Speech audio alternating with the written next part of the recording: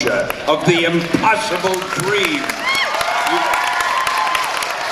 You've got to strive for something that is impossible and try to get as close as possible. And that's what makes us grow and thrive and become the wonderful people we are. Boy, I'm in great form today.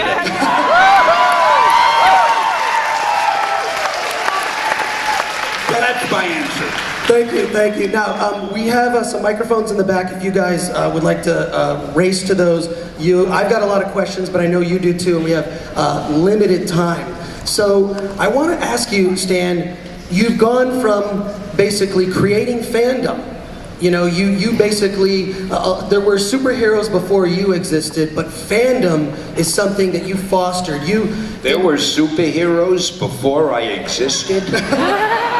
Well, that's a new one. But what you did is you created a dialogue with fans through your letters, through your interaction, and much of why we're all here today, and conventions like Dragoncon and so many around the world, is because of you. Was this something that you thought about, wanting to actually interact and get feedback from fans? And you can't blame me on all of this. No,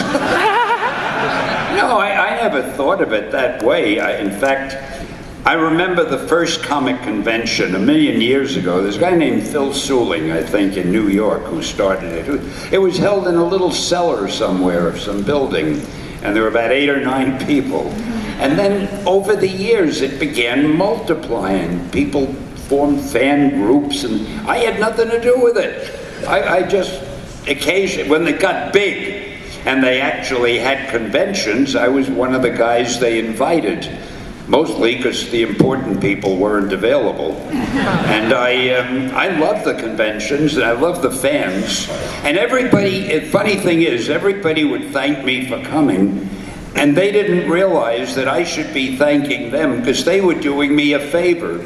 When you mingle with the fans, you talk to them, and you find out what they like and what they don't like.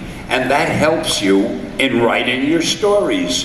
Because when you find out what they don't like, you don't put those things in the stories unless you're an idiot. When you find out what they do like, boy, you try to put a lot. I'll give you an example. When we first did the Fantastic Four, I didn't give them costumes in the first issue. I thought, I'm a very conceited guy. You wouldn't suspect this.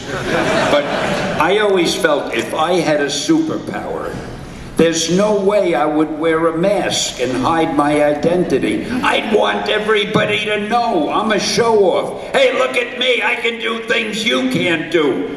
I wouldn't hide myself. So I didn't want to give them costumes. Well, the fan mail started coming in. And apparently the readers loved the book. But almost every letter said, we think it's terrific, great book, blah, blah, blah, but if you don't give them costumes, we'll never buy another issue. So I don't know why it is, but apparently fans love costumes. And there ain't no flies on me. After that, I gave everybody costumes. Now, you can tell by this convention, this is the only convention I've ever been to where there are more people wearing costumes than not wearing costumes. And I think it's just great. It's colorful, it's exciting, and I love looking at myself on this screen. This is really fun. I even saw some